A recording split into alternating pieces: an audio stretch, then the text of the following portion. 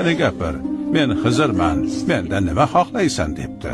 U kishi shoshib qolibdi va bir lahzada kela olar ekansiz. Nega meni shuncha uzoq yillar yolvortirdingiz? Tog'i toshlarga chiqib ketib devona bo'ldim debdi. Shunda Xizr alayhissalom egnidagi xirqani u kishining ustiga kiydiribdi. Bo'ldi, endi sen Xizr alayhissalomsan. Bozorga bordi, u yerdagi odamlarga ko'rinchi debdi. U kishi bozorga borib, ne ko'z bilan ko'rsinki, kimdir dumli, kimdir shohli, yana kimdir qorni bilan yerda sudralib yuribdi.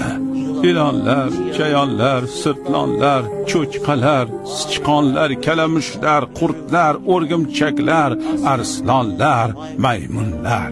O'rtadan g'ayb pardasi ko'tarilishi bilan hammaning siyratini, ma'nosini, ichki olamini ko'ra oldi. Zolimlar sirtlon shaklida, firibgar va ikkiyuzlamachilar maymun shaklida, birovlarni tishlab, diliga ozor berganlarni esa it shaklida. Bu dunyoda suratimiz nima bo'lsa bo'lsin, siyratimiz bilan hashr qilinamiz. Ya marhaba.